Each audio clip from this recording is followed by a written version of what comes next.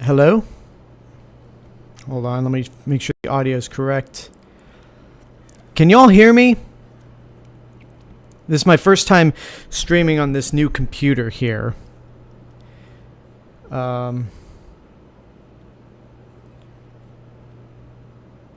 Okay, it is working on my end. Hey everyone, it's Alexander Robinson. Welcome to the channel. Welcome to a new live stream, a brand new one. Kinda. Well, brand new for this new computer right here. Spiders Prime says yes, so that's good news. And this is actually, we're going to try this again. So last year, I did live watch parties for 3 of the Americanized versions of Godzilla. Godzilla King of the Monsters, Gigantus the Fire Monster, and the American King Kong vs. Godzilla. And then I also did a live watch party for Godzilla -1 and Godzilla Kong the New Empire. I tried doing one for Godzilla in 1985, which actually had a full version of it on YouTube, but my computer had crapped out. Like, it was just unable to stream whatsoever, and that live stream never happened. Hello, DT Legacy. Welcome to the stream. I am doing okay. August has been kind of an emotional month.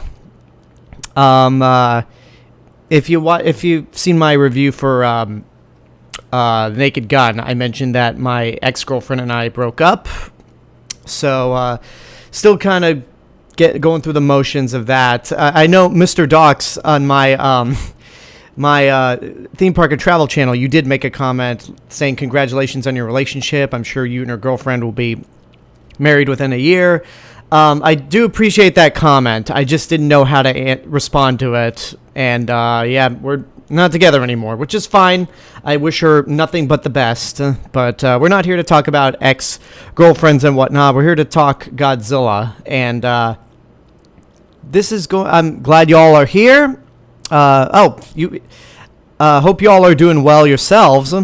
And the way we're going to watch this, if you have a VHS copy of Godzilla 1985, then bless you, because you are better than I am, because I am using a reconstructed version of this that's on internetarchive.org that was made by Red Menace. Red Menace basically did a reconstructed version of Godzilla 1985 with that was pretty much like a HD remaster version. That's the closest we're probably ever going to get, and I think that's the same version that Up From the Depths used for his review of Godzilla 1985. So we are going to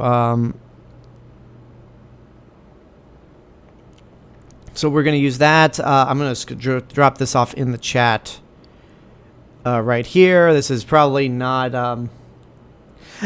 ideal again, but this is probably the best way to watch Godzilla 1985.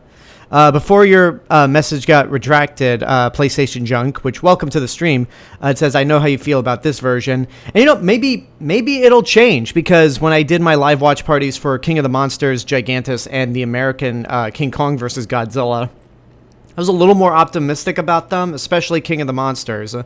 So we'll see if my opinion has changed on Godzilla 1985. So I'm going to drop this in the chat right here. Again, I am not proud of this at all, but that's the only way. That's the only way I'm able to watch it, which is also good, because I know I get a lot of comments saying, like, well, your live watch parties, you don't show any footage of the movies. Like, look, these are live streams. These are not reaction videos, like how the Real Rejects do it. And they're very good at doing that kind of stuff. Real Rejects are awesome. But I'm not a reaction type of person. And the goal of these live stream watch parties is to watch a movie with you guys out there. And this is the best example of why I don't show any footage from movies during these live watch parties, because in this case there's no official DVD, Blu-ray, or 4K release of Godzilla 1985, so I don't have to worry about getting in trouble.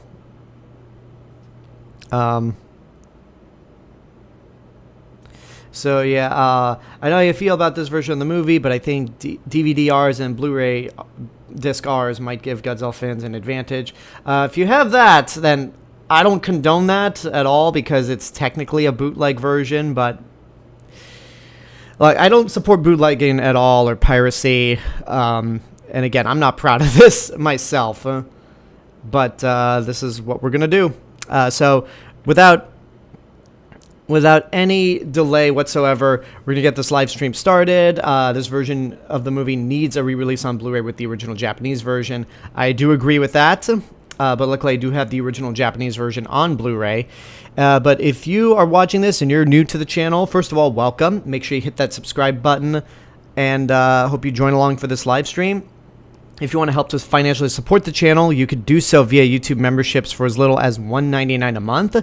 With that, you get exclusive perks like the ability to nominate monthly retro movie reviews. And I kind of fell off the wagon with this since my breakup, but early reaction videos to movies as soon as I walk out of the theater. So I'm going to get back to that next week. But now we're going to start Godzilla 1985. So I'm pulling up the movie on my end, and I am playing now.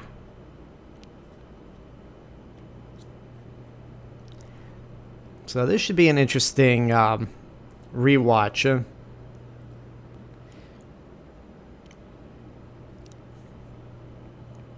Yeah, the reason why this movie can't be released on any type of home video after VHS is because New World Pictures went defunct, and I also know that Toho's very there's weird, like, there's still some weird copyright laws involving some of the older Godzilla movies.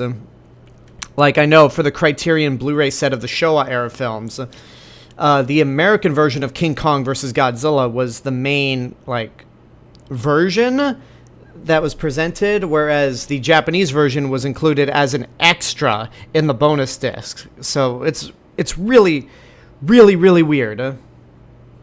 And then also that release didn't include Gigantus the Fire Monster. So there's just a lot of weird things going on.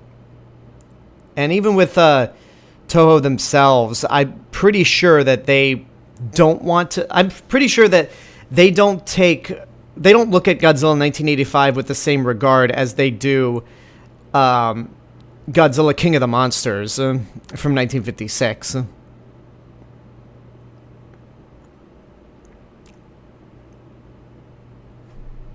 Oh, yeah, because this is Godzilla 1985, I brought me some Dr. Pepper. I've never had Dr. Pepper before, but I'm just gonna take a drink whenever the Dr. Pepper logo pops up. All right, we got 6 people watching the stream.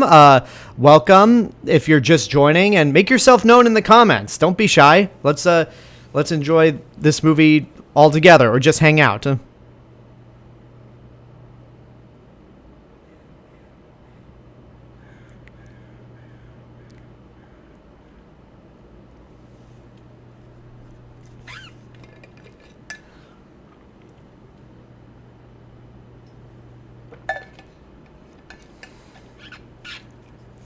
How's the stream going for you guys? Because again, this is my first time.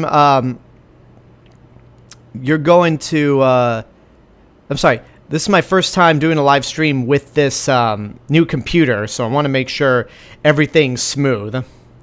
You're going to the Dr. Pepper side, says Spiders Prime. I've actually never had Dr. Pepper. I don't drink soda that often. Like, I've tried Coca-Cola. I think, for me, like, Coca-Cola and Pepsi taste the same. I guess the closest I ever got to actually drinking a kind of soda would be butterbeer, which is essentially butterscotch and cream soda.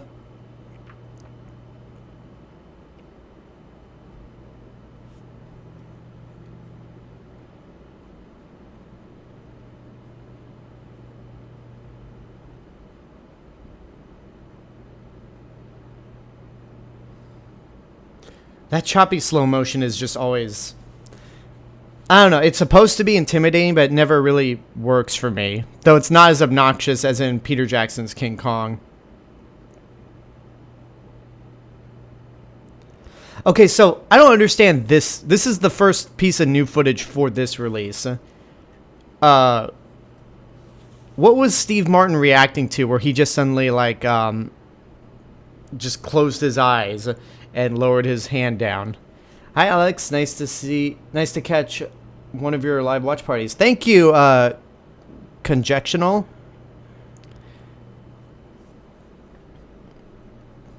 Oh yeah, that weird like little dragon statue, which doesn't really. It never was. That's something that never happened in Godzilla. Was never present in Godzilla King of the Monsters. Whatever. Oh hey, there's the Hamata Yaru. I don't think that was correct. But it's funny that the radio is reporting that. Oh, the movie paused on my end. That's not good. Well, I am watching this like through the internet in addition to streaming, so... Oh, there we go. It's continued.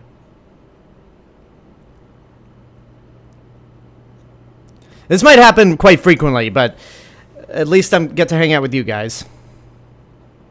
That was just saying, like, so funny, so convenient that he's listening to a radio broadcast talking about that missing... Hello, Majesty 10XU1. Welcome to the stream. Any thoughts on Wonder Woman 1984? In my opinion, that's the worst movie I've seen in decades. I don't think Wonder Woman 1984 is that bad. It's not good. It's aged terribly. Maxwell Lord, I need you to give me the stone.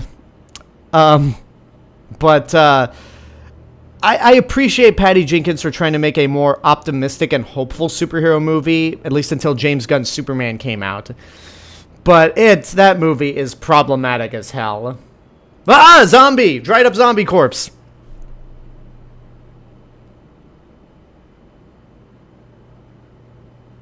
Okay, that's an interesting detail. In this version of The Return of Godzilla, like the radio is still...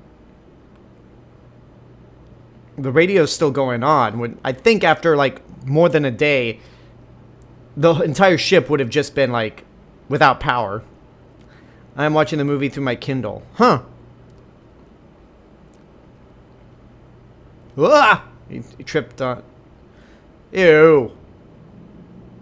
Ugh, I hate to know what that is. No, Wonder Woman 1984. It's bad. It is really bad. But, it's not the worst movie I've seen this decade. It's not even the worst DCEU movie, but again, it's got some very problematic things to it, which is why I'm not going to defend it. But again, the DCEU's dead, so we can now look forward to this new DC universe, which I haven't caught up on Peacemaker Season 2 or Creature Commandos. I haven't watched that show at all. Oh my god, he's alive!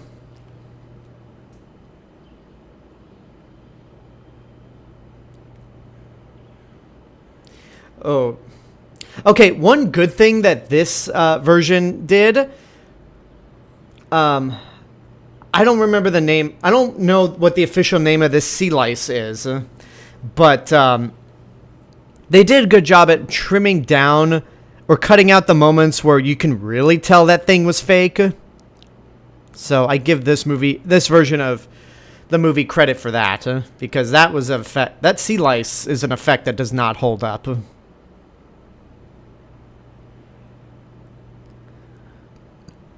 Sorry.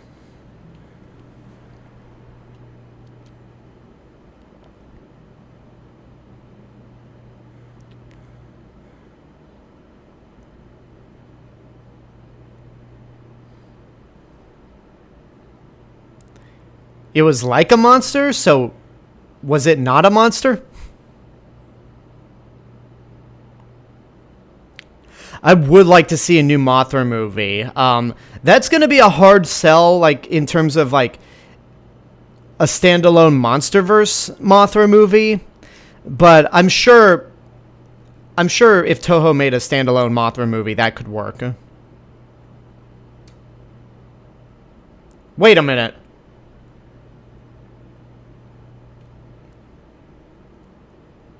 So we just... There's suddenly... I'm confused. Never mind. Shakiras. Thank you, Spiders Prime. Yes, because keeping a possibly major disaster a secret from your entire country is always a good idea.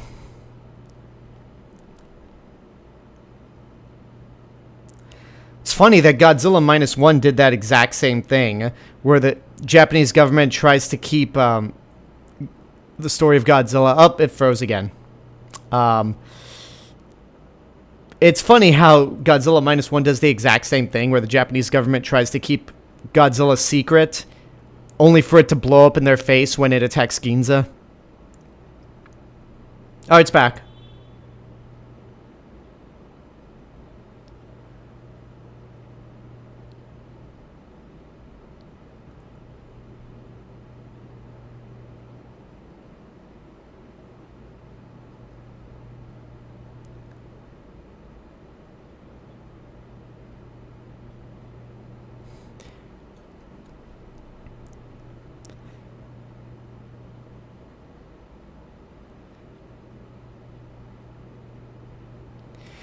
You know, this plot line of keeping Godzilla's secret from the Japanese civilians, that could never work in today's society, because everybody has a smartphone, everybody has a camera, there's social media. That info is going to get leaked. That info is going to just get leaked instantly. One day review both the first Bloodsport and Kickboxer movies with Jean-Claude Van Damme. Maybe at some point, but I'm gonna put this out there. If you're not a YouTube member of this channel, one of your perks is that you can nominate a movie for everybody else to vote in the polls, and it's basically a way to fast track the movie you want to see me review. I definitely take all review requests under consideration, but through YouTube memberships, that's a way to get those reviews fast-tracked. All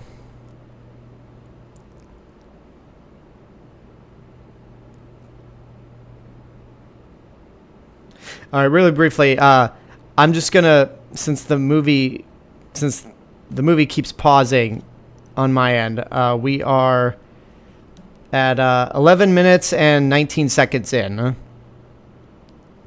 Just to help you guys. And the journalist has just met Professor Hayashida.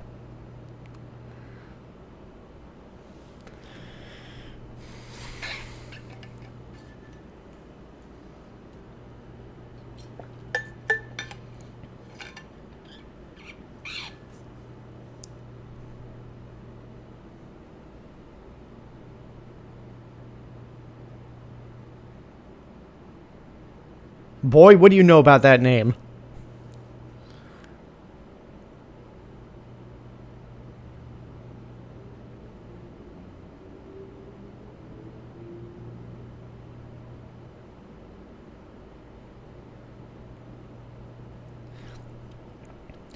But wait, was it vengeance that drove you to study Godzilla? Godzilla died in that first movie and hasn't been seen in 30 years. How can you go for vengeance if the thing you're going to get revenge against is long dead?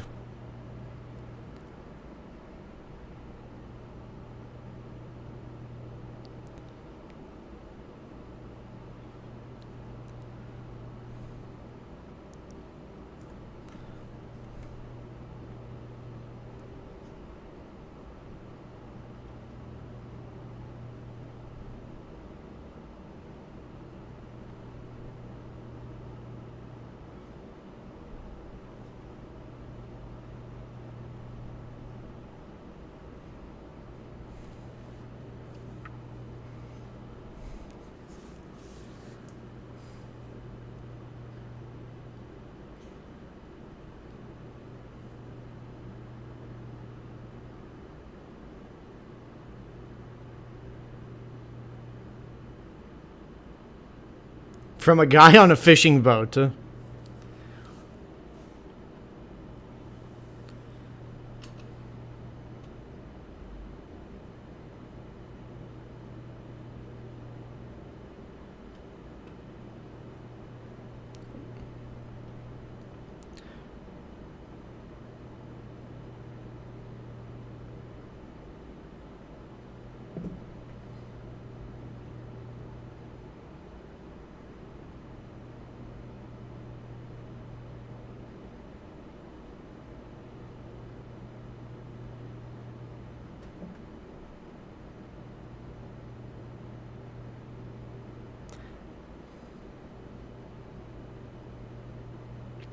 It paused again. Nope, there it goes again.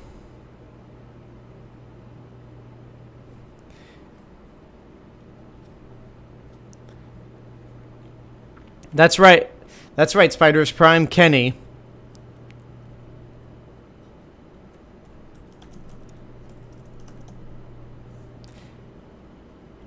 I mean, that's the character's name in the original version.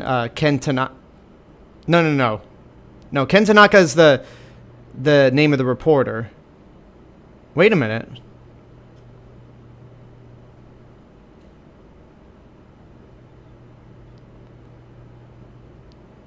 Oh, no. Kenny. No, they changed the name of the character. Oh, my God.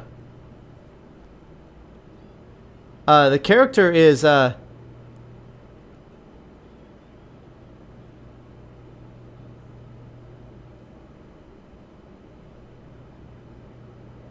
Wait a minute.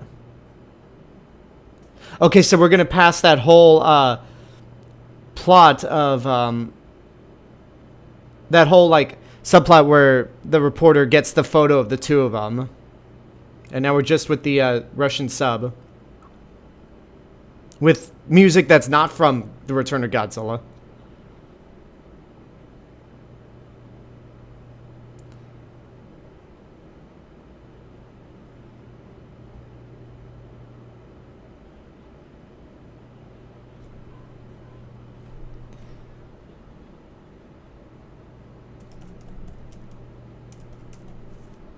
Sorry, I'm doing some Wikipedia research on what the character's name is in The Return of Godzilla. Okay, so the character's name in The Return of Godzilla is Hiroshi Okumura, not Kenny. Wow.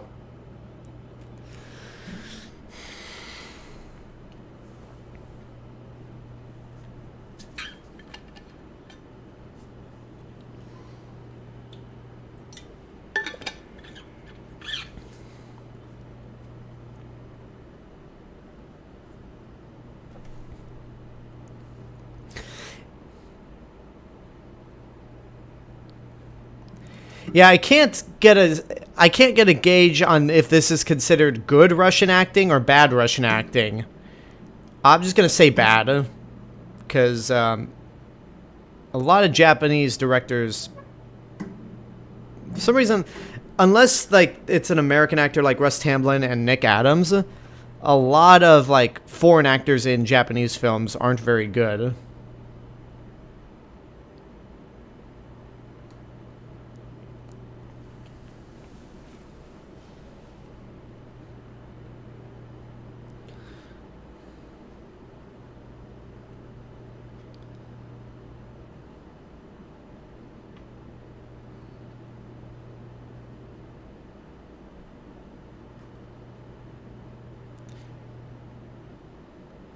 And there goes the sub.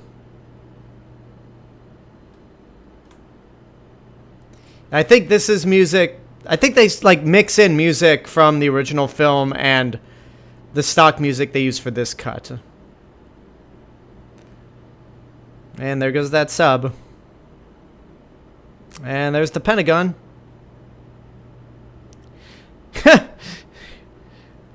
Yeah. There's the Dr. Pepper logo. Is that general, like, is there a gym at the Pentagon? I don't know. They might put one in at this point, considering how fucked our government is. Yep. My nails are so short, I can't open the can. Oh, there we go.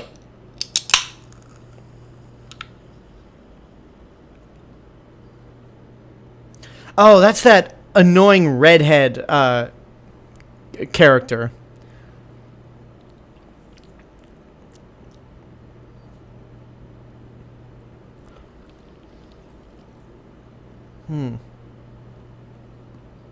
It's okay. I think I saw Dr. Pepper on the desk there, so I'm just going to take another drink. Have I seen Suspiria? I have not. I've not seen either Suspiria.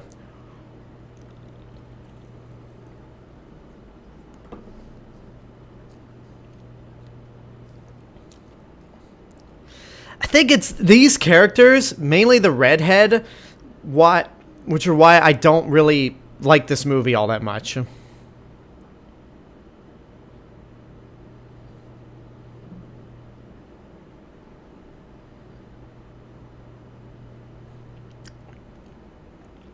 Okay, so that character is not saying sorry. He's saying sori, which is Japanese for Prime Minister.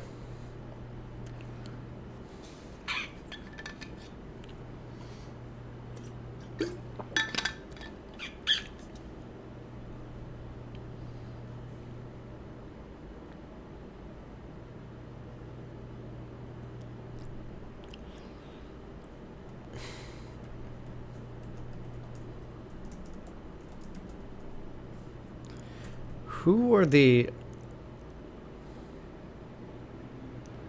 Okay, I just had to check who were the Soviet Union's allies during the Cold War.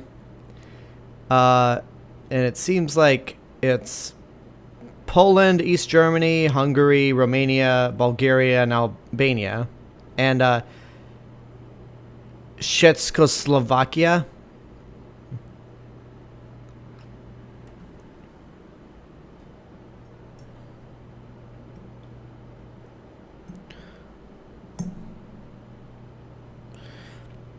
Okay, forgive me. I'm finishing up some late, or early dinner. I don't know what...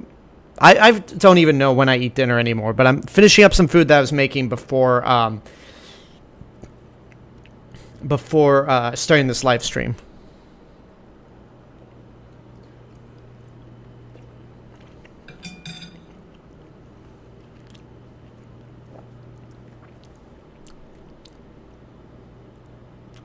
Godzilla lives.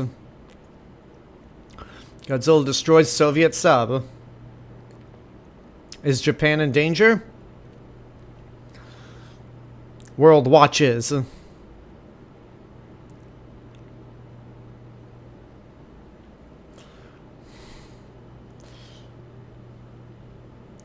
You're looking at it upside down, you jackass. And he walks away in shame.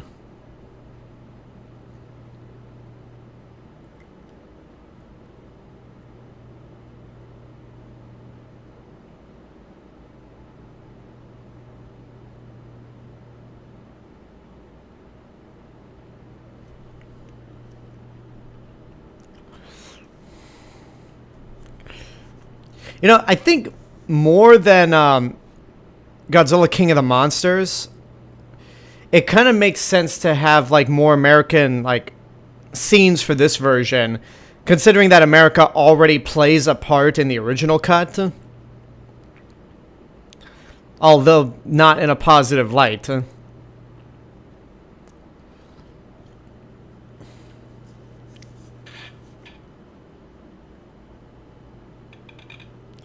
Hello, Anthony Artiega. Welcome. Do you think there would never be another Star Wars show like Andor again? It's possible we can get something like Andor. But Andor, I haven't finished season 2. I haven't finished Andor yet, but that's going to be a tough bar to climb.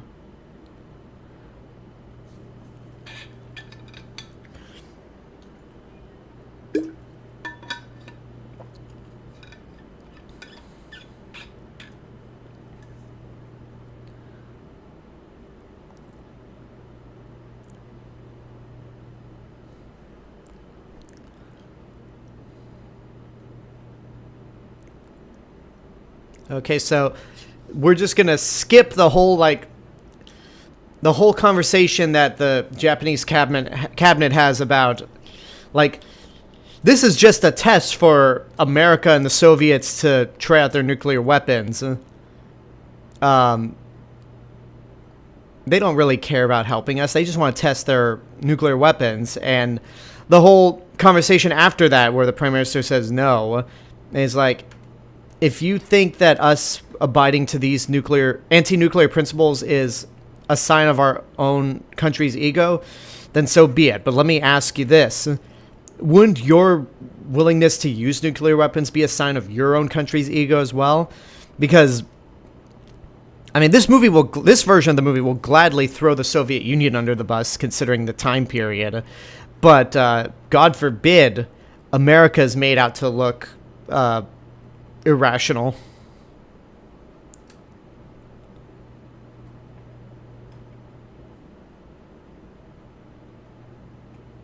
I'm pretty sure that's not what they said in the original version, to keep our nuclear option open. I think it was just a straight up, no, we're not using it. But no, Andor, I need to finish that show when I can, because I really want to review it. And then I just want to hop right into Rogue One and A New Hope after finishing Andor. But I think... Oh, the movie paused, so this will be perfect. I think it'll be... We might not get something like as dark and gritty as Andor, but I think we might get something as good as it, but in a different sense. Maybe not political thriller like Andor, but maybe like in a fantasy element for Star Wars.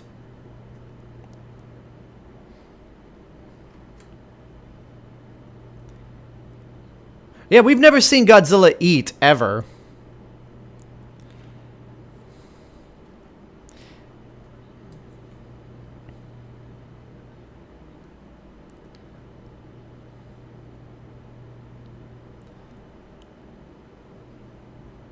Yeah, this movie feels like it's just rushing along.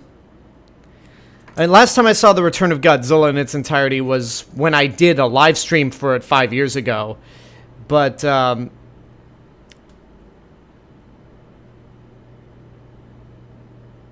I don't even remember the last time I saw this cut of the movie. It may have been on VHS. At least 15 years ago.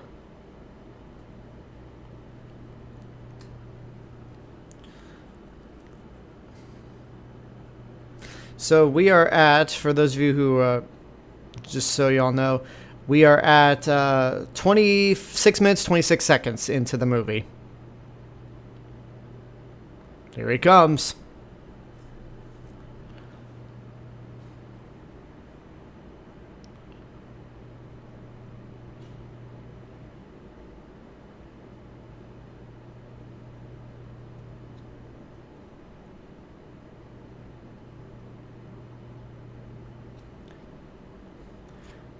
There's the king. Oh, he hasn't popped up on my end yet, because on my end the movie keeps like pausing and whatnot because of, I guess, buffering.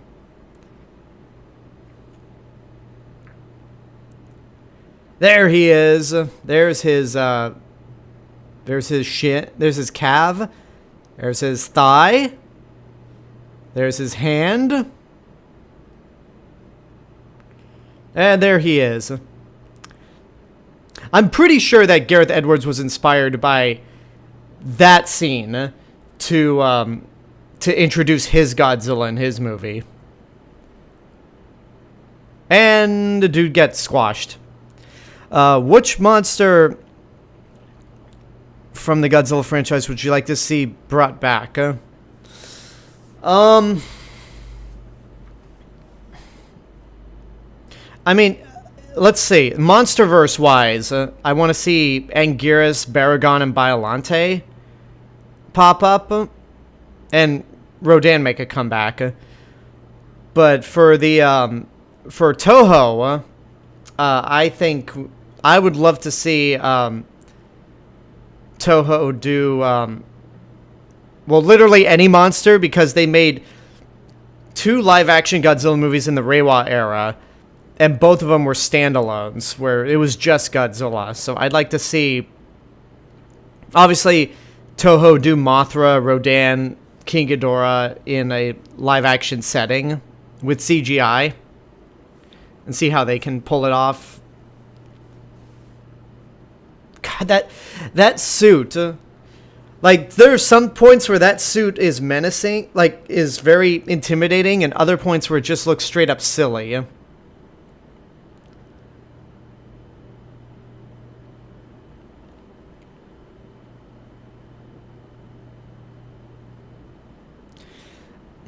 I have to say, this scene frightened me as a kid. Yeah, this is a, Godzilla, The Return of Godzilla is a very, like, atmospheric movie. There are moments where, and the score definitely lends itself to the darker tone, which is usually why, like, the score for this movie kind of plays in my head whenever I'm at Halloween Horror Nights.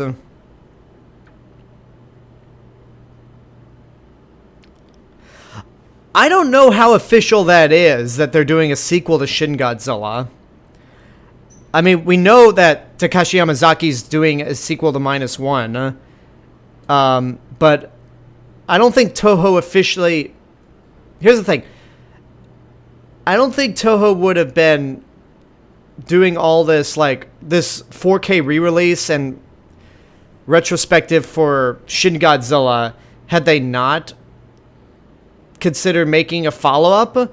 But we haven't heard an official, like, story that they're actually making a sequel to Shin Godzilla.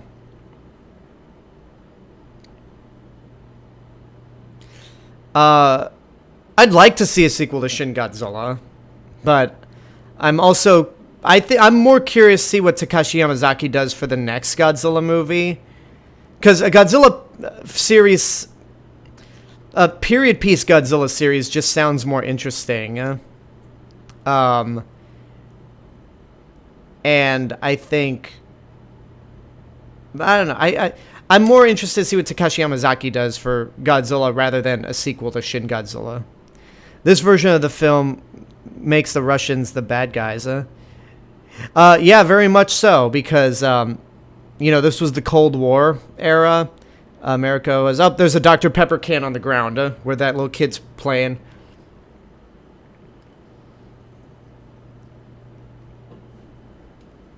Yeah, that's called trespassing. Yeah, that military guy just broke into his house.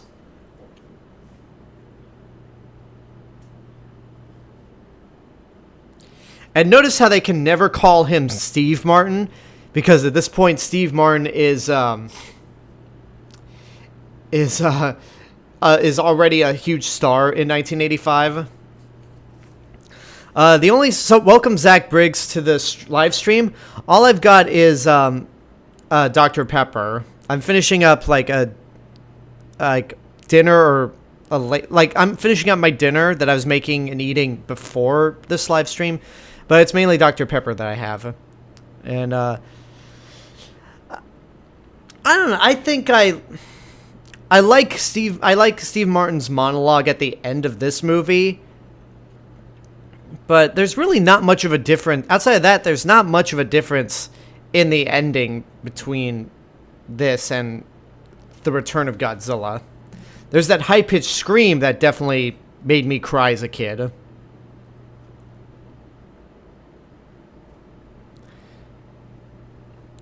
I knew you got Dr. Pepper for this. Welcome, Jason Rogas. I hope that's how I pronounce your last name. Welcome to the stream. Yeah, again, I tried to do this last year, and I even bought Dr. Pepper last year for this live stream, but my old computer crapped out, so I just couldn't do it.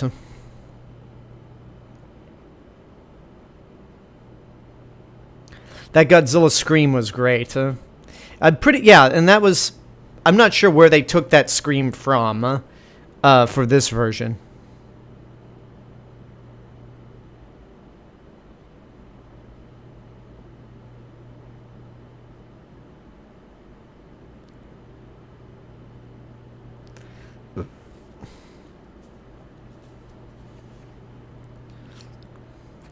Yeah, the product placement is so on the nose. It is very much so, but it's not the worst product placement I've seen in a movie.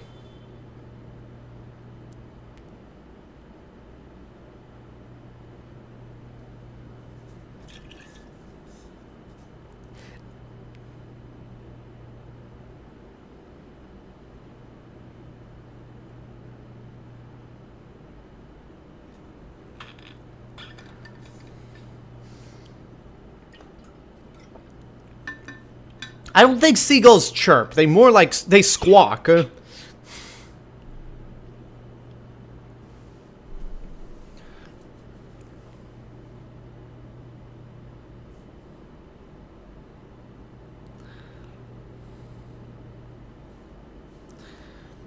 right, so the movie hasn't paused yet, so we're good.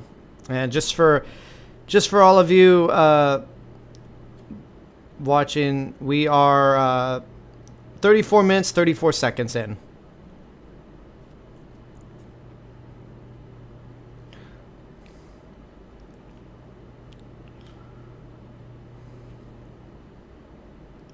Yeah, I don't think I'll ever be going.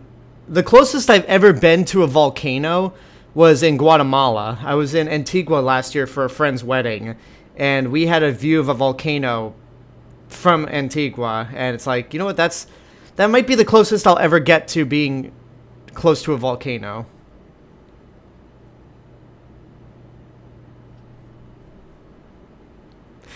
Imagine for that. Hi, Hiroshi Kozumi. Imagine if for this version of the movie, I don't know how. I don't think they could have done this in the year 1985. But if they just slapped a Dr. Pepper logo on that bottle, this is one of my favorite Godzilla designs as well. Though the switching thoughts on the switching of shots between the animatronic head and the suit, it's jarring. Like, I love this. The suit design is great. The Cybot Godzilla, on the other hand, is kind of, I don't know. The movement of the Cybot Godzilla is not great. I know Bandai released a toy of Cybot Godzilla, which has never been done before, and it looks good, but I like the suit. The suit is more intimidating than the actual Cybot Godzilla, and that image right here, right down there, that I'm using for the banner, like, why they, like, the like elongated vampire fangs are just kind of weird.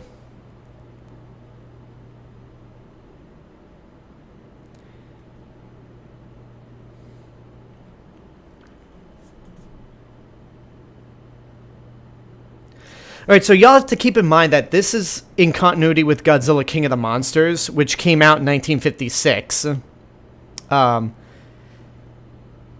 Looks too friendly. The suit or the animatronic?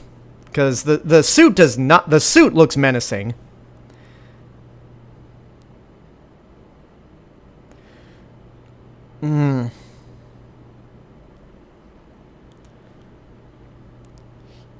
You can also call me by my middle name, Dean. Alright, Spider is Prime.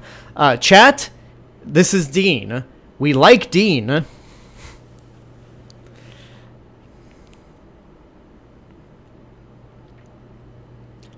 Yeah, the animatronic definitely looks a little more friendly.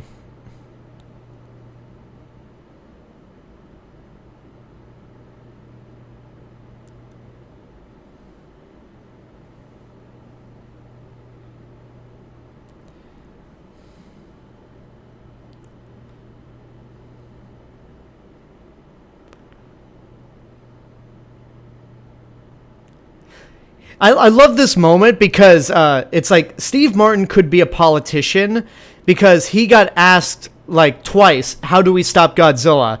And he never gives them an answer. He just monologues.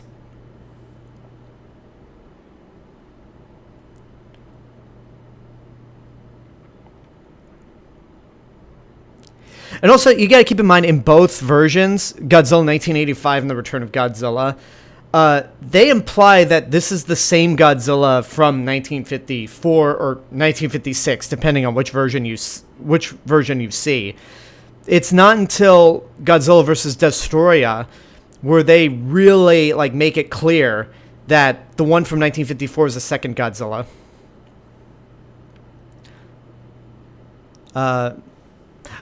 Perry Mason. There's go that Dean Martin joke. I'm reading it as it is. I don't understand that. But I was basically quoting the Iron Giant. His name is Dean. We like Dean. Dean. That's a movie I got to review at some point. The Iron Giant.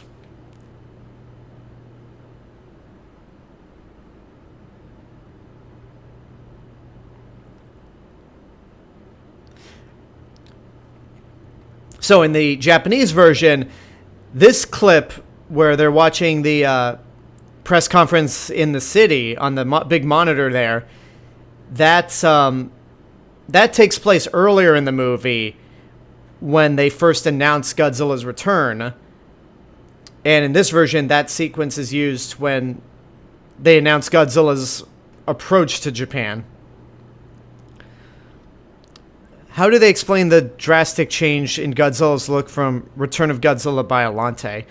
They don't. The best thing I could say... Yeah, they don't really...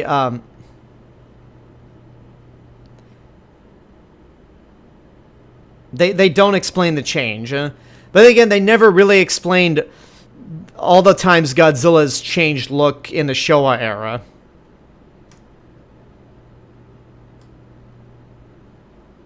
And this score right here is not from The Return of Godzilla. They made a music video called I Was Afraid to Love You as a love theme.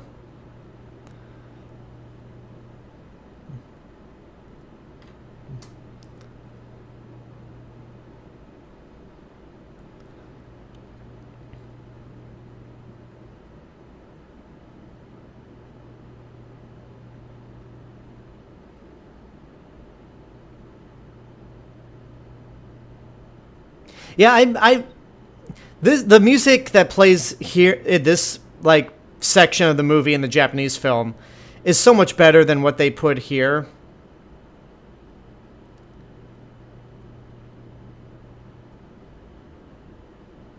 I never really realized how much like stock music they use in this version that replaces the original score.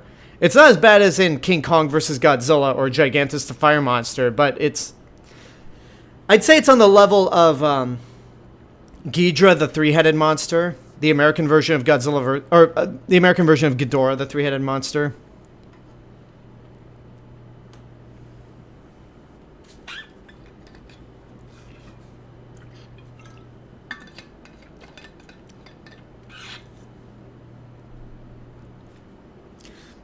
And I think this clip where they're watching the screens go up, that was when Godzilla was attacking the... Yeah, this is all those shots there of the Japanese officials looking at the monitor were when they were watching Godzilla's attack on the power plant.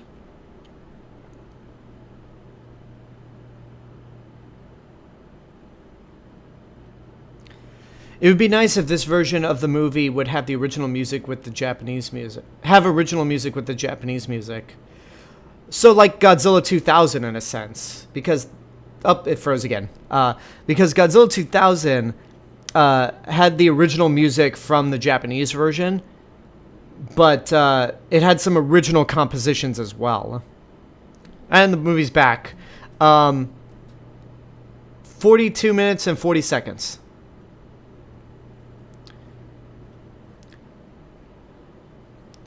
You have Godzilla 1985 on VHS. Nice. So you have like you're the better person out of all of us.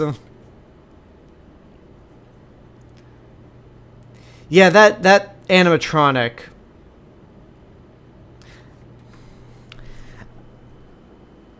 That animatronic's not great.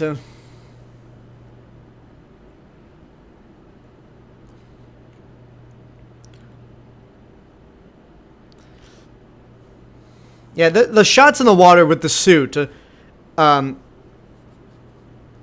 Godzilla looks threatening. Like, right there, he looks menacing.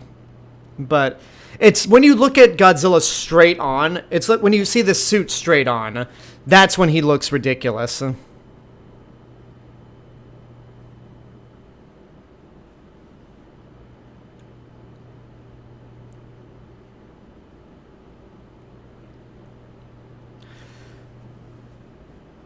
So, in the Japanese version of Godzilla 2000, the Godzilla theme does not play during the credits, but it does play when Godzilla arrives in Tokyo to fight the UFO in Orga. So every Godzilla movie, well, with the exception of the Kiryu Saga, all the Godzilla movies in the Millennium series used Ifukube's Godzilla theme. I mean, he was still alive. Ifukube was still alive when the Millennium series was going on, but he had officially retired after Godzilla vs. Destoroyah.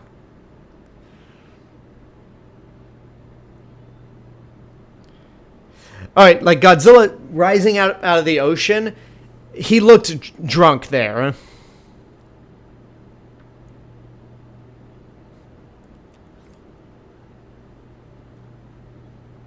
I just love how, like, they just unleash everything on Godzilla right there. And this sequence goes on a little longer in Godzilla 1985. But I couldn't even tell you what that shot was from. Is that? But yeah, because this sequence where the Russians are trying to get off the ship, that's when the fighter jets are still attacking Godzilla in the original version.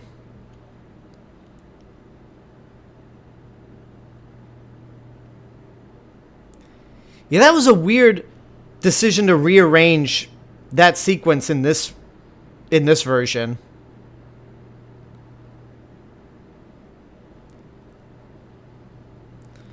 That's a big head gash, dude. But yeah, the self-defense force is giving everything they've got at Godzilla, and then just with one blast of his atomic breath, the entire dock is destroyed.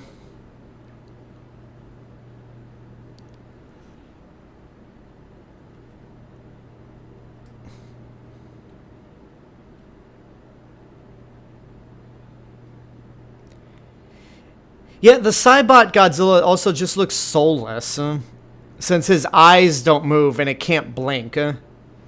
Like, if the Cybot Godzilla's eyes moved and he could blink, then that would be better. That's not what he's saying. Yeah, the American version, he purposely tries to launch the missile because, you know, America wanted to make Russia look bad in the 80s. But in the Japanese version, he's trying to stop the launch. And that shot where his hand's like going up briefly to push the button, that was filmed for this version. And the sequence of people running from Godzilla, that's later in the movie, in the Japanese version, when Godzilla wakes up from his cadmium-induced coma.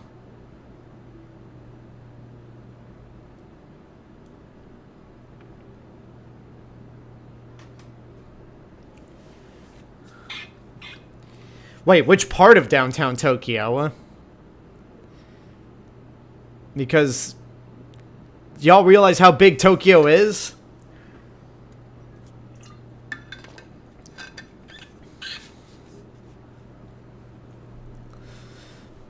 This moment, this shot where Godzilla walks down the empty street has always been ominous and creepy.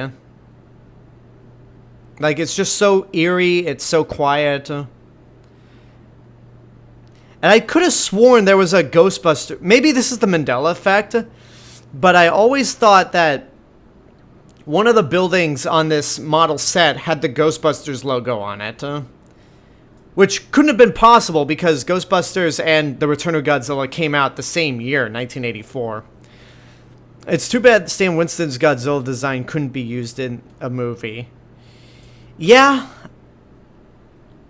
I mean, the mouth of Stan Winston's Godzilla design was a little duck-like, which I'm not the biggest fan of the mouth, but maybe in execution, if they'd made it an actual suit, it could have been it could have looked better.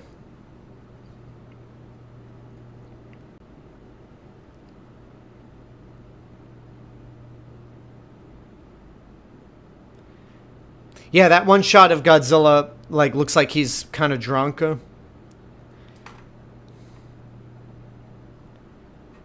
He looks menacing here. No, it's kind of a mixed bag.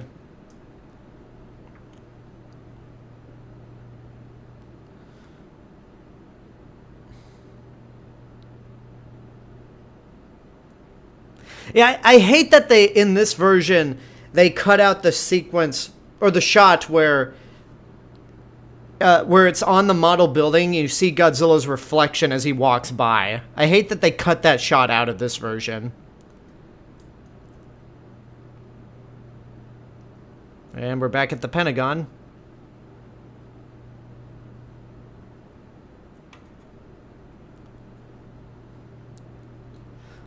Fuck you, dude. Not you guys in the chat.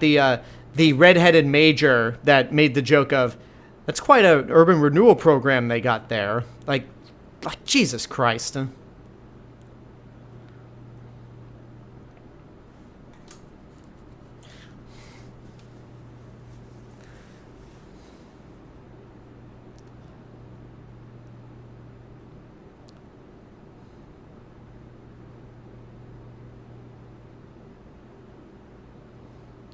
I hate to break it to you, Steve Martin, but Godzilla isn't really searching for anything. He's just nature taking his vengeance on the folly of man. My least favorite Godzilla suit is the flat-faced one from Son of Godzilla, says Zach Briggs. I agree. That's not my favorite look of Godzilla. Actually, no, yeah. I made a video of that. Like, my favorite Godzilla design was the Heisei one, and my least favorite design was the one from Son of Godzilla. Which is why they only used it in 1.5 movies. I say half because that suit was used for the swimming sequences in Godzilla vs. Gigan. Okay, Godzilla looked drunk in that TV shot. Here he looks intimidating.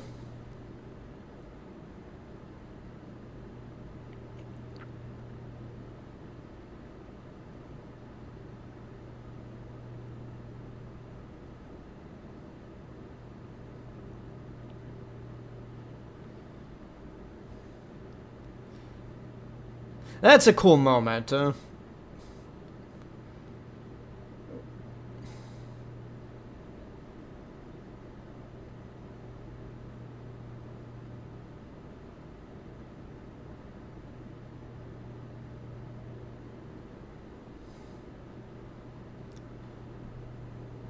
You okay? You okay?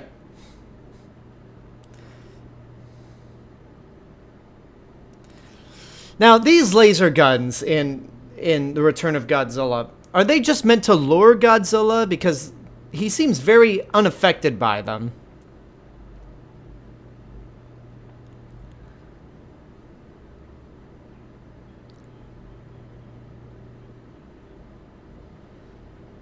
The homeless man in this movie is kind of peculiar. Boy, that is a feast right there.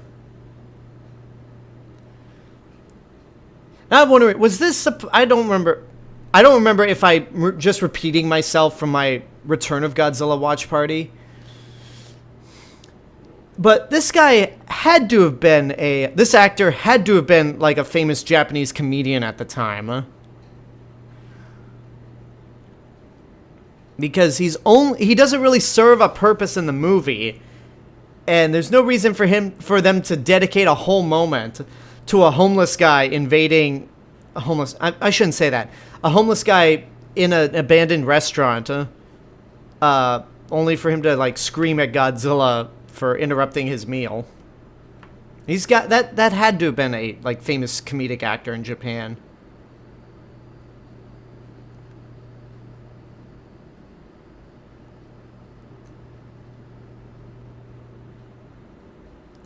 And here's music that's not from the original film.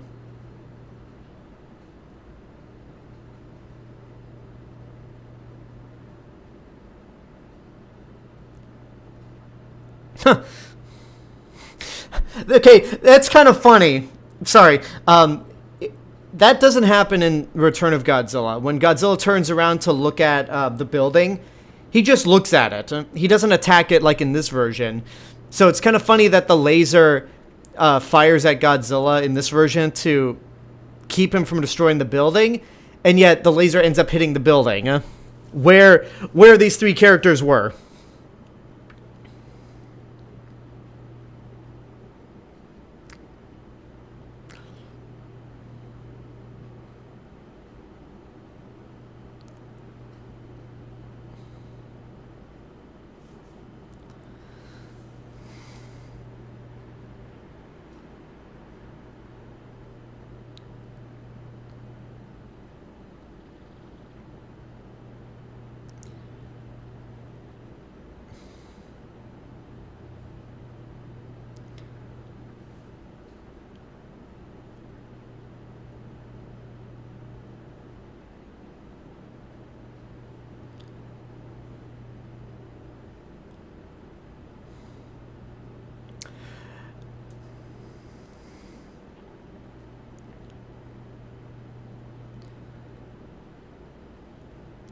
Yeah, those lasers had to have been designed to lure Godzilla.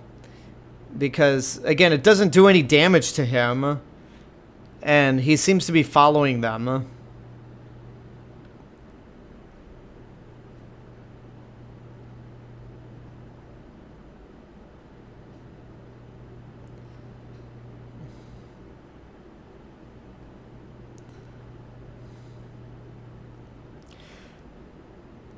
Okay, so sound off in the comments. What is your guys' favorite, like, super weapon in the Godzilla series? And let's not count something like Mecha Godzilla, because that's too easy. Like, let's say, like, Gotengo, Super X. I guess there's not much. I guess there's not a whole lot to choose from if we're disqualifying Mecha Godzilla.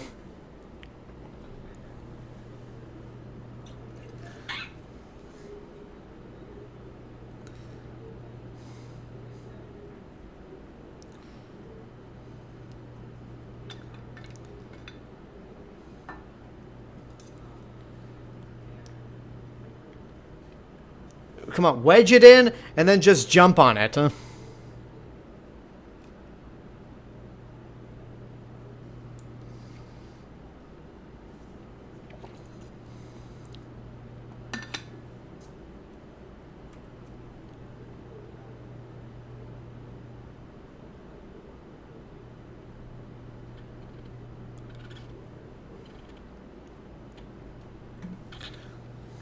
Tis but a scratch.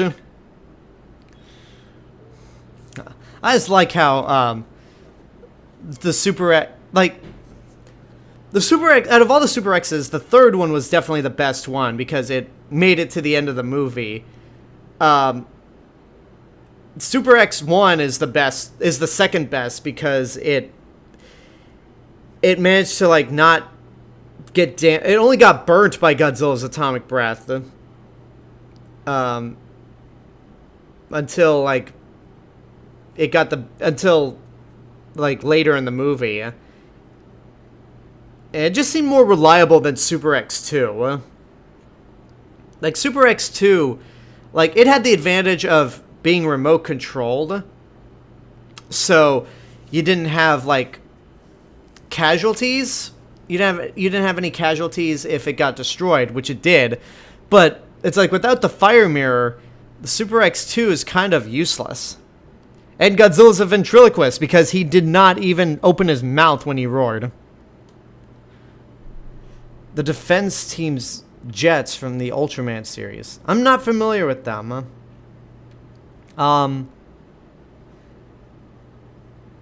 Yeah, Mogira is from Space Godzilla is a good one, but that's also kind of a giant mech, also like Mechagodzilla. I guess let's not count giant. I guess let's not count giant mechs.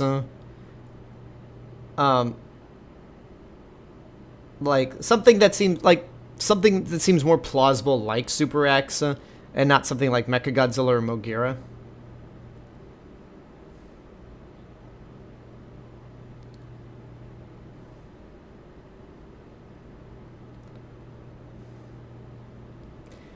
God, that redheaded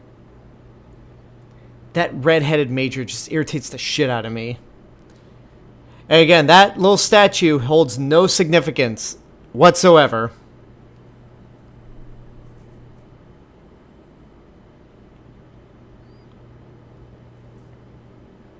You know, for pushing a button that's supposed to fire the missile at Godzilla, why did it require a countdown?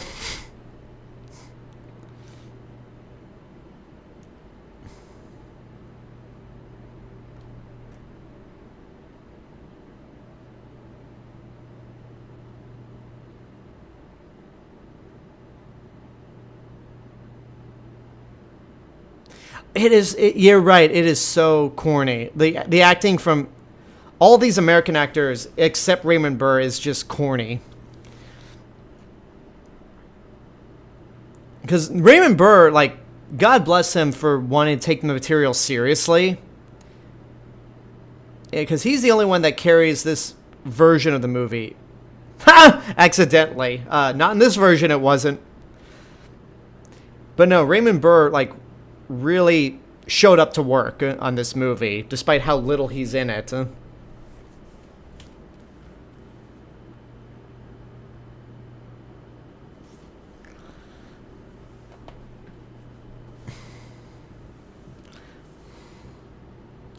And now this is the point where the Americans look like more of the heroes than they were in the Return of Godzilla.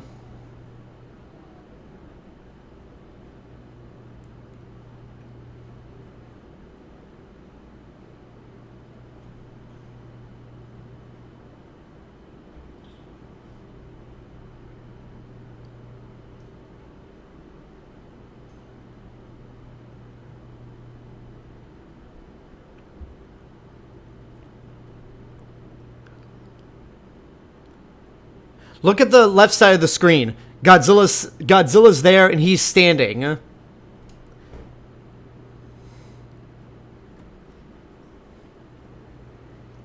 See, what makes the Japanese version work better is that Godzilla's still conscious when the missile goes off. And it makes it more like tension filled when Godzilla collapses after the missile is launched, because like, well, the missile's after Godzilla. Godzilla's collapsed in the city. Shit.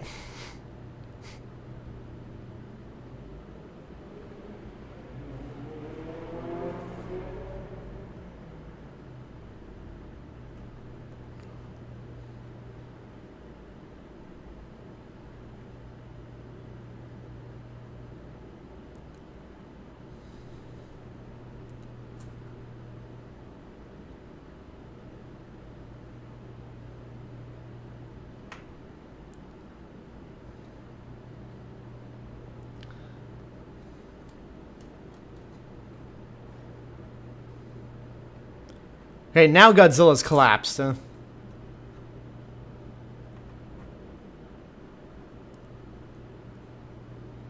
one politician just casually smoking a cigarette as a Russian nuke it could potentially wipe them all out. And to be fair, that was in the Japanese version. That's a pretty nasty injury.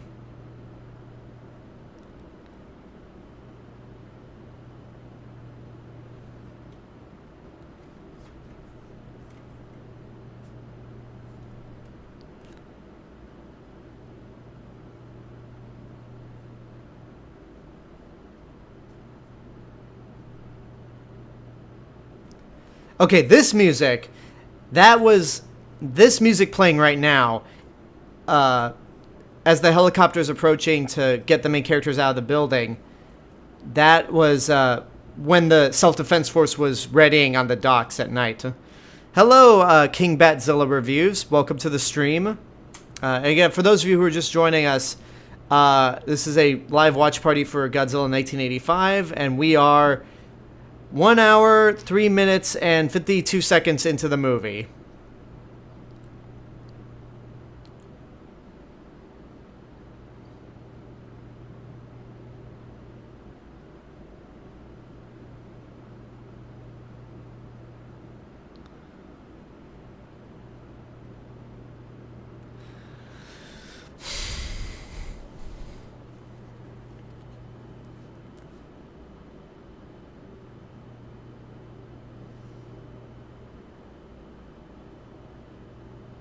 Up, too low, too low. Pull me up, pull me up, pull me up. There we go, there we go. Closer, closer to the window. Closer, closer, closer. Yes, there we go. Sorry.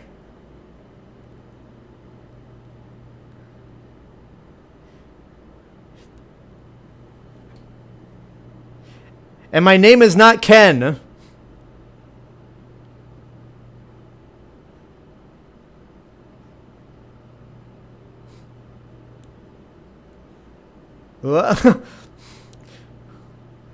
Bring me back, bring me back. No, no, don't pull me up. Don't pull me up.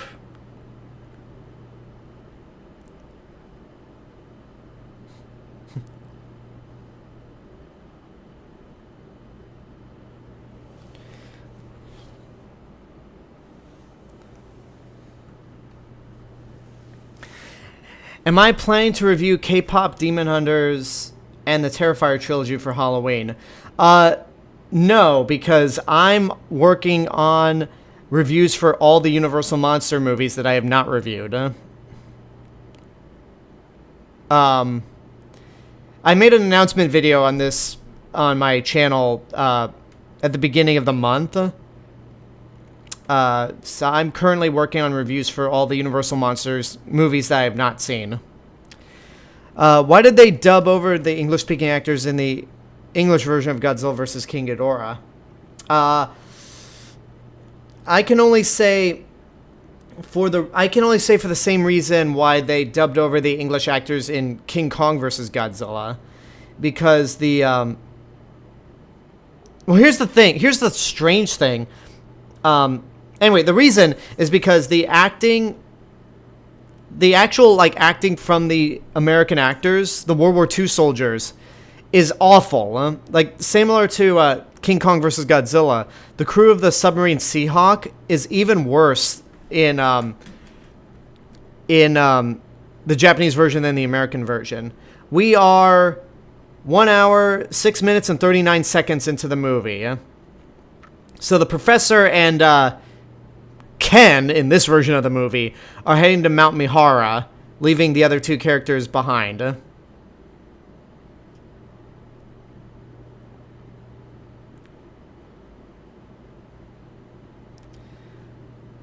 So King Batzilla Reviews, I am using I'm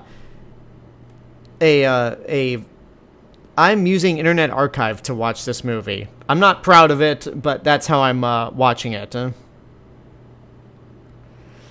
But anyway, Godzilla vs. King Ghidorah is an interesting one because it's like the American soldiers are speaking English, and yet all the Futurians, who are clearly like white, including M11, are speaking Japanese.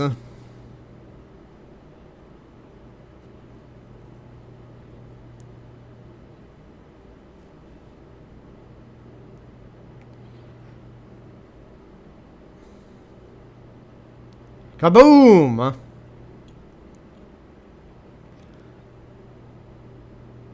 Yeah, of course America would cheer.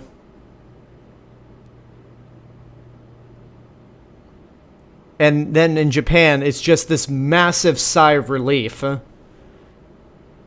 I've heard that the Terrifier movies are, like, really, like, out there in terms of gore.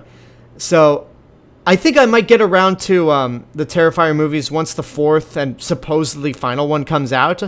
But Terrifier is going to be at Halloween Horror Nights, so I'm definitely going to check that out.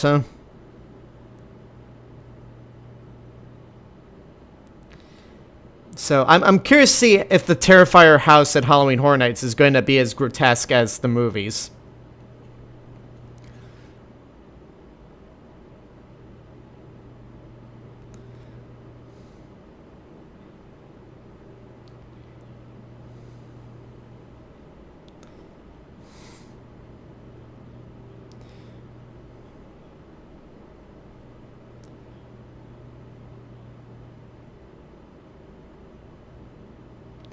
Yes, Steve Martin is not handling any shit from that redheaded major.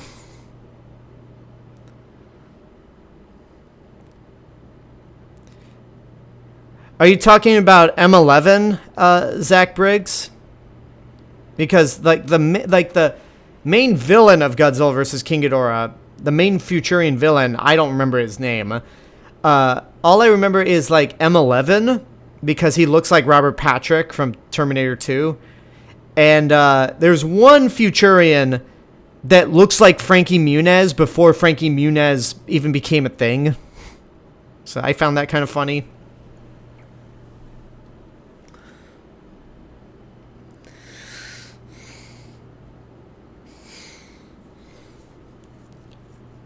Yep, bolt of lightning. Why not?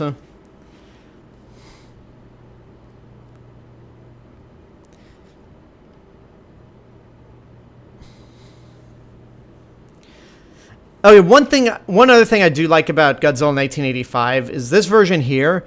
There's no crowd that just foolishly shows up to see Godzilla if he's actually dead, when there's clearly a nuclear warhead that could possibly nuke Tokyo. So I'm glad they cut that out of this version.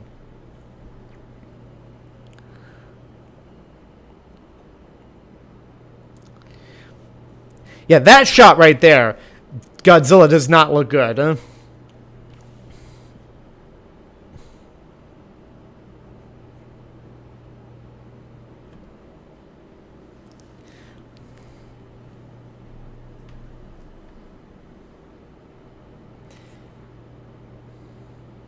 That close-up moment where he kind of growls and moves his top lip, and like, he's pretty menacing there.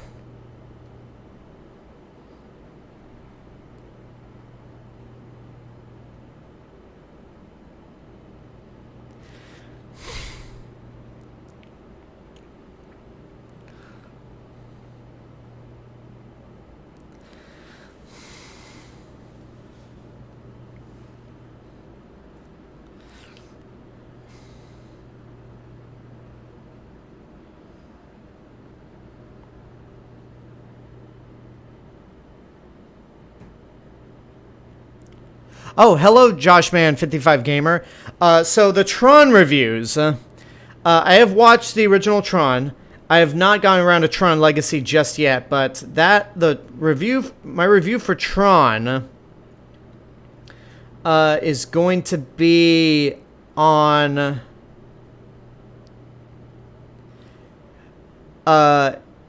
September 17th, and then Tron Legacy review will be up September 24th.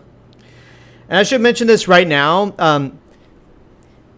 You guys are gonna be aware of this firsthand before I make this a official post. But there's not going to be a monthly viewer picked retro review for September. The only reason for that is because I'm busy with the Tron reviews and also all the Universal Monster reviews. And I want to get those up as fast as I can. And having another retro review to do is just, it's way too much on my plate. So I want to make sure I manage to get as many monster reviews done as I can before October hits. But the viewer picked retro review will be back in October.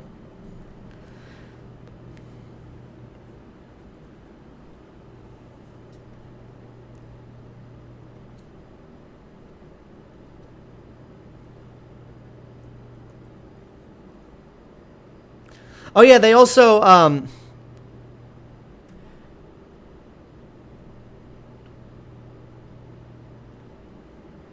what was I gonna say? They also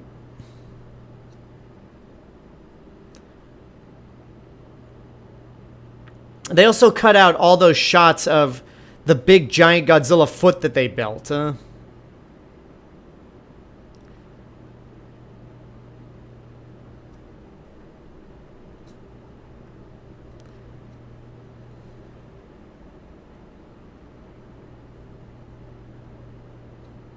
Oh, there's that homeless man again.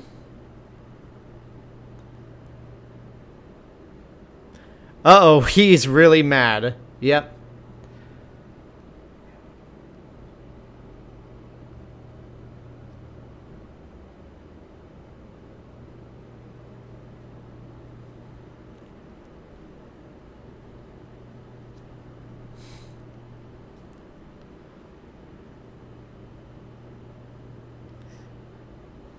Wondering if you're going to do a new review of Dracula for your upcoming Universal Monster review series. I will tell you right now, I will be doing an updated review for Dracula. Not only because that review came out like over 10 years ago, but also it'll be an excuse for me to review the Spanish version of Dracula.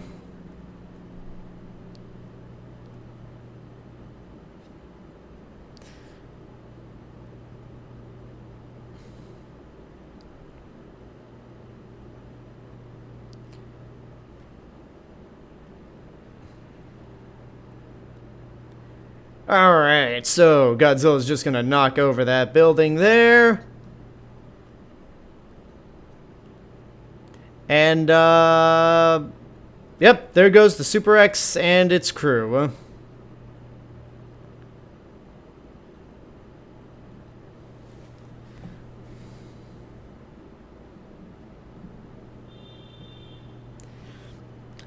I do like how they kind of pitched down Godzilla's roar, his victory roar over the Super X in this version.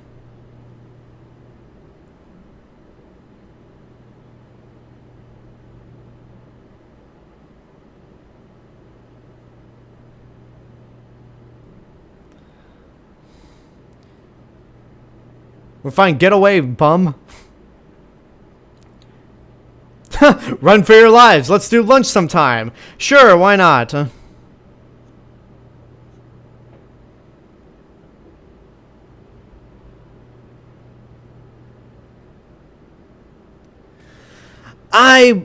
I wish I could be excited for Tron Ares. Oh, see you around, King Batzilla reviews. Have a good night. Oh yeah, they just took that footage from earlier where Godzilla arrives at the power plant and just tinted it orange. But no, Tron Ares, I wish I could be excited for it, but I can't speak English properly.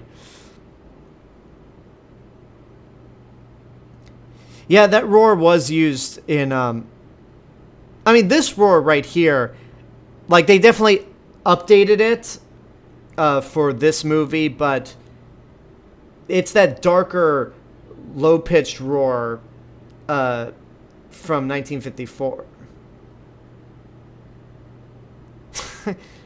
Well, it's not, yeah, the let's do lunch sometime line gets me every time. It's not even just that, it's more like he, with an upbeat manner, says, "Run for your lives.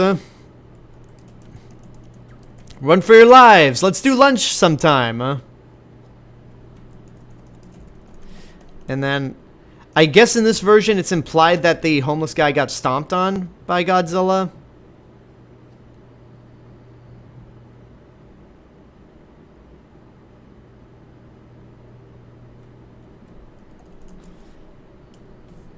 Just really briefly, I'm going to check on my live subscriber count because it's a weird,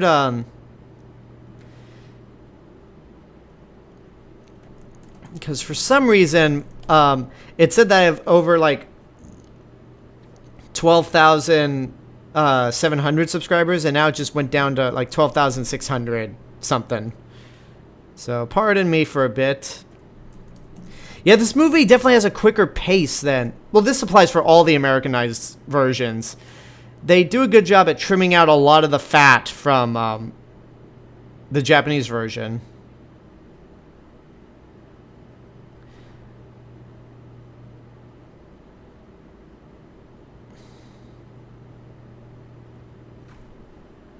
All right, so we're nearing the end of the movie.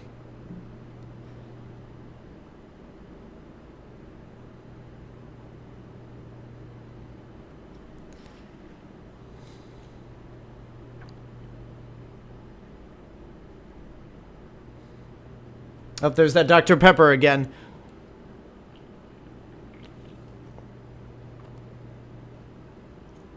You know, I think I like Dr. Pepper. I definitely like it more than Coke.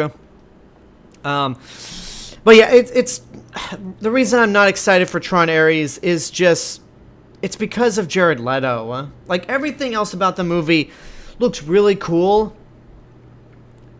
But why is Jared Leto in this movie? Like why? Nobody likes him. Oh, hold on. Sorry, I just noticed that and it was bugging me. I don't know. Zach Briggs, do you think this movie needed Akira Ifukube themes? It could have benefited from them, but there are a few points in this score where you can hear Ifukube's themes, like the dun dun dun dun dun dun dun dun.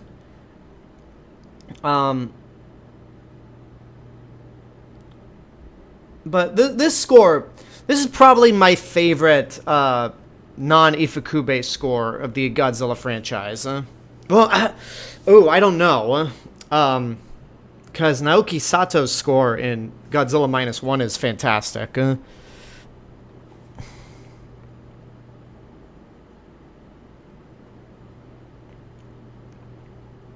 Well, yeah, aside from Jared Leto just in being in both Morbius and Suicide Squad, I've also heard he's just a terrible person to begin with. Like we always go back to that story of him, like, gifting the cast of Suicide Squad dead rats. Or just, like, staying in character in between takes where it's just like, well, why? Like, that's just being a dick. Morbius is, it's bad. It's really bad. It's actually the only review I've done as an April Fool's joke, where I did the review, like, giving it positive praise, say, hey, it's not a masterpiece, but it's better than I imagined, and I gave it a rating and everything. Only to go April Fool's and then gave the actual review at the end. Ooh, that shot of Godzilla, like, looking down at the mountain, where he's just static.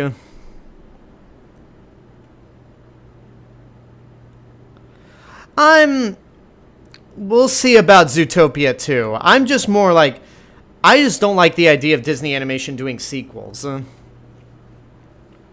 But we'll see what happens. No, Morbius is, it's not even it's like awful, but it's not even the worst of the Sony Spider-Man villain movies. The worst is ironically my favorite, because those are two different categories. Madam Web. Like, I only like Madam Web for how awful it is. Like Madam Web is commendable for how everybody didn't give a shit about that movie. So it's like, you know what?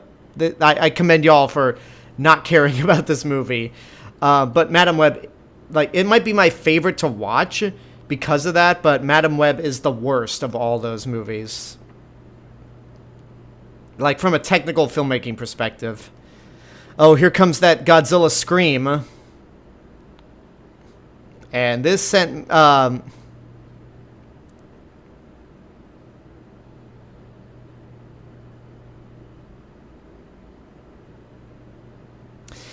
yeah, thinking back on it, like, hearing that scream, there's a reason why I cried at that moment when I was a kid. Even though Godzilla was the villain of this movie.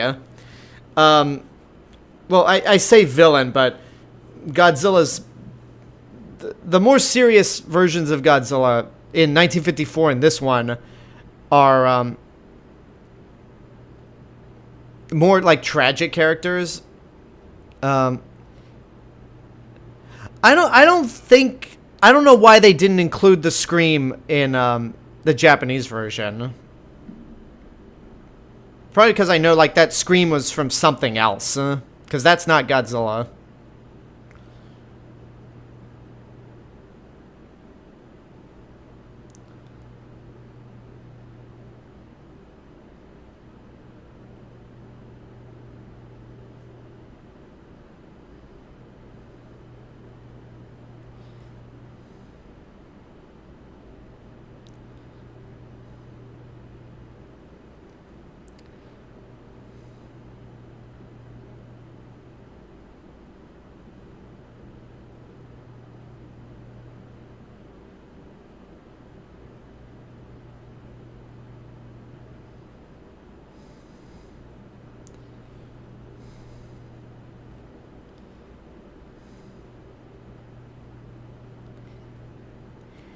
Yeah, as much as I don't like the new American scenes for this movie, Raymond Burr really does give it his all, and that's a pretty good monologue that is very much in spirit with what Godzilla is supposed to represent.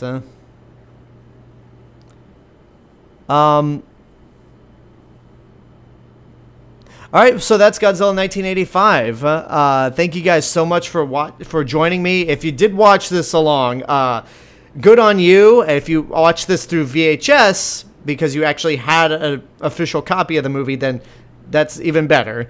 And I'll take a couple more questions. I'll just finish off some more questions here. Good night, PlayStation Junk. See y'all around. Did you see a new trailer for Zootopia 2? And do you think Zootopia 2 is the only Disney anime movie that's warranted to have a sequel? Or not really? I suppose so. But, I mean, I definitely prefer seeing a sequel to Zootopia than another Frozen. Have a good night, DT Legacy. Yeah, y'all have a good night, DT Legacy. But yeah, we'll see what happens. If they did release a new trailer for it, I didn't see it. But we'll see what happens in November. I don't have the highest level of optimism for Zootopia 2. If there's anything that makes me a little more optimistic for that than Moana 2, it's that Zootopia 2 was designed to be released in theaters, whereas Moana 2 was meant to be a Disney Plus series that they just stitched together into a feature film. So we'll see what happens. But anyway, thank you guys so much for joining me on this live watch party for Godzilla 1985. After a year of delay, new computer, we finally got it done. That's a good... Before I go, thank you, Zach Briggs, for asking this question. What is the next movie you potentially will live stream? So, for the future of live streaming, if I do any more movies, they might be YouTube member exclusive because there's these live streams do take up a lot of time. But I will tell y'all, like the only other series that I will be doing live streams for will be the Gamera films. I actually wanted to do this this year, since this year is the 60th anniversary of the franchise. But I still had my old computer back then, and I just didn't have time to, like... I wanted to do, like, a Gamera watch party every month, because there are 12 movies in 12 months of the year, but I never got around to it. But next year, I'm going to be doing... live watch parties for all the Gamera movies, one movie a month in 2026. So that's going to be my plan. If I do any other future like live watch parties for other movies, like one-offs, it's probably going to be done as like a YouTube member exclusive, which I'm not going to be doing anytime soon because I only have 7 members on YouTube. And I feel like even though we have like had a maximum of 6 people watching the stream, I want to try to get more people to join YouTube memberships so I can do these basically so I can do these any future live streams for other movies. Like if you want me to do a live stream for Jaws or something standalone, then that would be the place to do it. But I can tell you that I will be doing live stream watch parties for the Gamera movies next year for everybody. So look forward to that. And if you do want to help to support the channel via YouTube memberships, you can join for as little as $1.99 a month. With that, you get perks that nobody else gets if you're not a member, like the ability to see retro reviews early, including the Universal Monster reviews when I get to them, to the ability to nominate movies for monthly retro reviews that are voted on by subscribers and other viewers, and out-of-theater reactions. As soon as I see a new movie, I come out of the theater, give my instant review for it, and you guys get to see that. But anyway, thank you all so much for watching. If you did tune into this stream but you're not subscribed to the channel, make sure to go ahead and do that. If you want to find me elsewhere on the internet, you can find me on Letterboxd, Blue Sky, Instagram, Threads. I still have the Flashes app here, but it's connected to Blue Sky, so that's kind of a 2-for-1. And my theme park and travel channel right here on YouTube. I actually have a couple theme park videos planned, or theme park travel videos planned for September, including Halloween Horror Nights, but also something big. So again, thank you guys so much for watching. Have a good night, and